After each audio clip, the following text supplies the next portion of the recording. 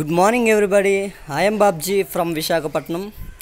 ఈరోజు క్లాస్లో భాగంగా మనం చాలా ఇంపార్టెంట్ టాపిక్, అన్ని కాంపిటేటివ్ ఎగ్జామ్స్కు చాలా ఇంపార్టెంట్ టాపిక్, అదేవిధంగా గ్రూప్స్కు ఇంకా ప్రత్యేకమైన టాపిక్ ఇది. పుల్వామా ఉగ్రదాడి గురించి కరెంట్ అఫైర్స్గా కాంపిటేటివ్ ఎగ్జామ్స్కు ఏ విధంగా ఇస్తున్నారు, ఓకేనండి, తెలుసుకుందాం. సో తెలుసుకునే ముందు ఎవరైనా మా ఛానల్ను ఇంకా సబ్స్క్రైబ్ చేసుకున్నట్లయితే వెంటనే సబ్స్క్రైబ్ చేసుకోగలరు. మా నుంచి వచ్చే ప్రతి ఒక్క వీడియో కూడా ప్రతి ఒక్కరోజు కూడా ఇంపార్టెంట్ టాపిక్ తీసుకుని 1 గంట లోపు ప్రతి ఒక్కరోజు అప్లోడ్ చేయడం జరుగుతుంది. సో ఫ్రెండ్స్, మీకు నచ్చినట్లయితే కనుక షేర్ చేయండి, లైక్ చేయండి, కామెంట్ చేయడం మాత్రం మర్చిపోకండి. మీ కామెంట్స్ ప్రకారం మేము వీడియోలు కూడా పెట్టడం జరుగుతుంది. షార్ట్ ట్రిక్స్ అండ్ సింపుల్ కోడ్స్లో మ్యాథ్స్ అండ్ అర్థమెటిక్ రీజనింగ్ కూడా ముందు పెట్టడం జరుగుతుందండి. సో పుల్వామా ఉగ్రదాడి గురించి చూసుకునే ముందు ఒక ఎగ్జాంపుల్గా ఒక బిట్ ఏ విధంగా ఇస్తాడో చూసుకుందామండి. 2019 ఫిబ్రవరి 14న CRPF central reserve police force కాన్వాయ్పై ఆత్మాహుతి దాడి చేసి 49 మంది జవాన్ల చావుకు తామే కారణమని ప్రకటించుకున్న ఉగ్రవాద సంస్థ ఏది? ఆప్షన్స్లోకి వెళ్తే లష్కర్-ఏ తోయిబా, ఆప్షన్ 2 పాకిస్తాన్ ముజాహిదీన్, ఆప్షన్ 3 హర్కతుల్ అన్సార్, అదేవిధంగా ఆప్షన్ 4 జైషే మహమ్మద్. మనకు ఆన్సర్ ఏంటండి?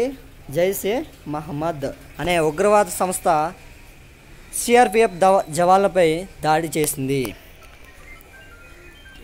నెక్స్ట్ ఇంకా బిట్స్లోకి వెళ్తే పుల్వామా ఉగ్రదాడి గురించి పూర్తిగా తెలుసుకుందాము. ఈ ఉగ్రదాడి జమ్మూ కాశ్మీర్లోని పుల్వామా జిల్లాలో అవంతిపోరా అనే పట్టణంలో లేత్పోరా వద్ద జరిగిందండి. ఎవరిపైన జరిగిందంటే ఇది CRPF central reserve police force convoy పైన ఈ ఉగ్రదాడి అనేది జరిపారండి. ఎప్పుడు జరిపారంటే ఫిబ్రవరి 14న జరిపారు.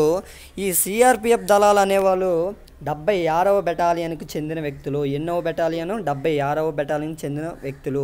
ఎంతమంది వీరమరణం పొందారంటే 49 మంది వీరమరణం పొందగా 20 మందికి పైగా గాయాలైనాయండి. దీన్ని చేసినటువంటి ఉగ్రవాద సంస్థ జైషే.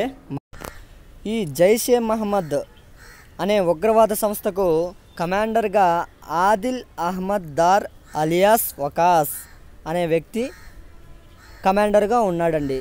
సో ఫ్రెండ్స్, రీసెంట్గా మనకు కానిస్టేబుల్ ఎస్ఐ ఎగ్జామ్స్లో కూడా మనకు ఉగ్రవాదుల గురించి, ఆ సంస్థల గురించి, ఇంకా వాళ్లకు బలైన వ్యక్తుల గురించి మనకు అడగడం అయితే జరుగుతుంది, ఓకేనండి. సో దాన్ని దృష్టిలో పెట్టుకుని మనం కూడా చదవాల్సిన అవసరం అయితే ఉంది. రీసెంట్గా చనిపోయినటువంటి కిడారి గురించి కూడా దీనిలో ప్రస్తావించడం జరిగింది ఎస్ఐ ఎగ్జామ్లో. సో ఫ్రెండ్స్, నెక్స్ట్ చూసుకుంటే దీనికి రిప్లైగా భారతదేశం పాకిస్తాన్కి ఇచ్చినటువంటి మోస్ట్ ఫేవర్డ్ నేషన్ అనే హోదాను రద్దు చేసిందండి. ఈ మోస్ట్ ఫేవర్డ్ నేషన్ అనే హోదా గురించి మనం బ్రీఫ్గా ఇంకా చివరికి వెళ్ళే కొద్దీ నేర్చుకుందాం తర్వాత. నెక్స్ట్, సర్జికల్ స్ట్రైక్స్ 2 ఏ విధంగా భారతదేశం జరిపింది, ఎప్పుడు జరిపింది అనేది చూసుకుంటే ఈ పుల్వామా ఉగ్రదాడికి వ్యతిరేకంగా మన భారతదేశం సర్జికల్ స్ట్రైక్ 2ను నిర్వహించిందండి. సక్సెస్ఫుల్గా విజయం సాధించింది. అది ఎప్పుడు జరిగిందంటే ఫిబ్రవరి 26న జరిపారండి. జరిపినది ఎవరో? భారత వైమానిక దళం ఈ దాడిని జరిపిందండి. ఎక్కడంటే అది పాకిస్తాన్లోని ఖైబర్ పఖ్తూన్ఖ్వా అనే రాష్ట్రంలో. ఏ రాష్ట్రం అండి? ఖైబర్ పఖ్తూన్ఖ్వా అనే రాష్ట్రంలో బాలాకోట్ దగ్గర ఈ దాడిని జరిపారండి. ఈ జైషే మహమ్మద్ స్థావరాలు ఎక్కడుందంటే బాలాకోట్కు 20 కిలోమీటర్ల దూరంలో కునహర్ నది ఒడ్డున ఉందండి. ఎక్కడ ఉంది? ఇంపార్టెంట్ అండి. కునహర్ నది ఒడ్డున జైషే మహమ్మద్ స్థావరం అనేది ఉందండి. ఇదే ప్రధానమైన స్థావరము జైషే మహమ్మద్కు. జైషే మహమ్మద్ ఉగ్రవాద స్థావరాలపై ఈ దాడిని జరిపారండి. దాదాపుగా 21 నిమిషాల పాటు ఈ దాడిని జరిపారు. మిరాజ్ 2000 అనే ఆయుధం మనకు 21 నిమిషాల్లో ఆ స్థావరాన్ని మట్టుపట్టిస్తుందండి. దాని యొక్క ప్రత్యేకత అది. సో మనకు జరిగింది ఎన్ని నిమిషాలండి? 21 నిమిషాల పాటు ఈ సర్జికల్ స్ట్రైక్ అనేది జరిగిందండి. ఇంకా ఈ సర్జికల్ స్ట్రైక్లో భాగంగా 200 నుంచి 300 మంది ఉగ్రవాదులు చనిపోయారండి. సో సక్సెస్ఫుల్గా అనేది మన సర్జికల్ స్ట్రైక్ జరిగింది. దీనిలో పాల్గొన్న యుద్ధ విమానాలు, ట్యాంకర్ల గురించి చెప్పుకుంటే ముఖ్యంగా మిరాజ్ 2000, మిరాజ్ 2000 అండి.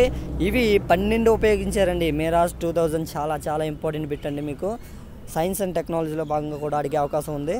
ఇంకా సుకోయ్ కూడా సుకోయ్ 30 MKI అనే వెపన్లు కూడా 4 ఉపయోగించారండి. ఇంకా నెగా విమానం నేత్ర అనే నెగా విమానాన్ని ఉపయోగించడం జరిగింది.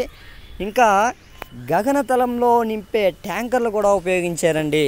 ఇంకేంటి, గగనతలంలో ఉపయోగించే ఇంధనం నింపే ట్యాంకర్లు ఉపయోగించారు. నెక్స్ట్ మిరాజ్ 2000 గురించి మనం బ్రీఫ్గా తెలుసుకున్నట్లయితే వీటిని 12 యుద్ధ విమానాలను ఉపయోగించారండి. ఇది ఫ్రాన్స్ దసో ఏవియేషన్ ద్వారా మనం దిగుమతి చేసుకుంటున్నామండి. నెక్స్ట్ తొలిసారిగా 1985లో భారత వాయుసేన ఈ మిరాజ్ 2000ను ఉపయోగించింది. దీనికి అప్పట్లో వాయుసేన ఏమని పేరు పెట్టిందండి? వజ్రా అని పేరు పెట్టింది. ఏమని పేరు పెట్టింది? వజ్రా అని పేరు పెట్టింది. ఈ మిరాజ్లో ఉపయోగించే ఇంజిను ఏ రకమండి? స్నెక్మా M53 అనే ఇంజిన్ను ఈ మిరాజ్ 2000లో ఉపయోగించింది. ఇంకా ఇందులో ఉన్న ఆయుధాలు చూసుకుంటే మనకు బాంబులు ఉంటాయండి. ఏ రకమైన ఆయుధాలు ఉంటాయి? బాంబులు ఉంటాయి, ఇంకా క్షిపణులు ఉంటాయి. నెక్స్ట్ లేజర్ గైడెడ్ బాంబులు చాలా ఇంపార్టెంట్ అండి. లేజర్ గైడెడ్ బాంబులతో ఉన్న విమానం ఏంటండి? మిరాజ్ 2000 అని చెప్పుకోవచ్చు. నెక్స్ట్ మనకు ప్రతిదాడిగా పాకిస్తాన్ దింపినటువంటి విమానాలు చూసుకుంటే F-16 అండి. F-16 దింపింది కానీ పెద్దగా ఉపయోగం లేకపోయింది. మిరాజ్ 2000 అనేది వాళ్ళపైన విజయం సాధించగలిగింది. F-16 అండి, ఇది కూడా చాలా ఇంపార్టెంట్. ప్రతి ఒక్క బిట్ కూడా చాలా చాలా ఇంపార్టెంట్ అండి. బిట్ వచ్చే అవకాశం ఉన్న ఏరియా కాబట్టి మీకు బిట్ తయారు చేసి ఇవ్వడం జరిగింది. నెక్స్ట్ అంతర్జాతీయ సరిహద్దును దాటి పాకిస్తాన్ గగనతలంలోకి భారత యుద్ధ విమానాలు వెళ్ళడం 1971 దాడి తర్వాత ఇదే తొలిసారి జరిగిందండి. అంటే ఇప్పటి వరకు భారత గగనతలంలోకి సరిహద్దుని దాటి మనం సర్జికల్ స్ట్రైక్స్ అనేది జరపలేదండి. సర్జికల్ స్ట్రైక్ 1 కూడా మనం జరపలేదండి. సో ఇది ఎక్కడ జరుగుతుందండి? తూర్పు పాకిస్తాన్లో జరపడం జరిగింది. నెక్స్ట్ మనం చెప్పుకున్నాం కదండి మోస్ట్ ఫేవర్డ్ నేషన్ గురించి మనం బ్రీఫ్గా తెలుసుకుంటే ఈ మోస్ట్ ఫేవర్డ్ నేషన్ చాలా చాలా ఇంపార్టెంట్ అండి. ఇది ఈ పాకిస్తాన్ నుంచి దిగుమతి చేసుకునే సరుకులపై కస్టమ్స్ సుంకాలను గణనీయంగా పెంచడం, అదేవిధంగా రేవుల వద్ద ఆంక్షలు, కొన్ని సరుకులపై నిషేధం విధించడం, ఇంకా వాళ్ళు పాకిస్తాన్ నుంచి దిగుమతి అయ్యే వస్తువులపై 200% సుంకాలను భారతదేశం అనేది విధిస్తుందండి. అంటే ఈ విధంగా పాకిస్తాన్ ఆర్థికంగా మన దేశం దెబ్బతీసే అవకాశం ఉందని ఈ వ్యూహాన్ని పన్నిందండి. అంటే మోస్ట్ ఫేవర్డ్ నేషన్ నుంచి పాకిస్తాన్ని తొలగించింది. నెక్స్ట్ ఇంకో విధంగా చూసుకుంటే మనకు సింధు జలాల ఒప్పందం, ఇది కూడా మోస్ట్ ఇంపార్టెంట్. సింధు జలాల ఒప్పందం చూసుకుంటే మనకు భారత్ పాకిస్తాన్ సరిహద్దుల మధ్య ప్రవహిస్తున్న సింధు మరియు దాని ఉపనదులు, సింధు దాని ఉపనదులు ఎన్నండి? 5 ఉన్నాయండి. ఆ ఉపనదులు మొత్తం 6 పంచుకోవడానికి సెప్టెంబర్ 9, 1960 సెప్టెంబర్ 9, 1960 60లో ఎవరండి? మనకు ప్రధాని జవహర్లాల్ నెహ్రూ. ఇరు దేశాలు పాకిస్తాన్ మరియు మన దేశం ఒక ఒప్పందానికి వచ్చేయండి.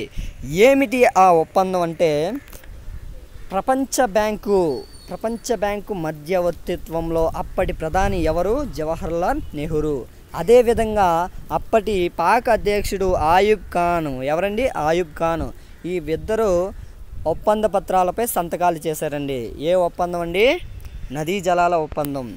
నెక్స్ట్ భారత్కు కేటాయించిన నదులు, ఆ నదీ జలాల ఒప్పందంలో 6 నదుల్లోని భారత్కు 3 నదులు, ఇంకా పాకిస్తాన్కు 3 నదులు ప్రకటించడం జరిగింది. కేటాయించడం భారత్కు కేటాయించిన నదులు చాలా చాలా ఇంపార్టెంట్ టాపిక్ అండి. ఈ పుల్వామా ఉగ్రదాడి మొత్తం ఇంపార్టెంట్.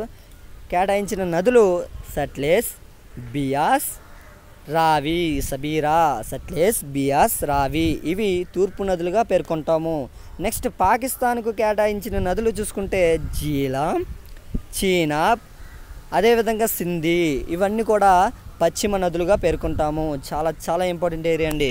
నెక్స్ట్ చూసుకుంటే జైషే మహమ్మద్ గురించి మనం తెలుసుకుందాం. ఈ జైషే మహమ్మద్ అనేది 2000 జనవరి 31న ఏర్పడిందండి. దీన్ని ప్రారంభించింది మౌలానా మసూద్ అజార్. ఓకేనండి. దీని యొక్క స్రావం ఎక్కడ ప్రారంభించిందంటే పాకిస్తాన్ కరాచీలో ప్రారంభించారండి. సో ఫ్రెండ్స్, ఇది పుల్వామా ఉగ్రదాడి గురించి బ్రీఫ్గా కరెంట్ అఫైర్స్గా మీకు ఇచ్చే బిట్స్. సో ఫ్రెండ్స్, ఈ వీడియో కనుక మీకు నచ్చినట్లయితే లైక్ చేయండి, కామెంట్ చేయండి, షేర్ చేయడం మాత్రం మర్చిపోకండి. సబ్స్క్రైబ్ బటన్ కింద ఉంటుంది, దాన్ని క్లిక్ చేయండి. So friends, thank you for watching my videos.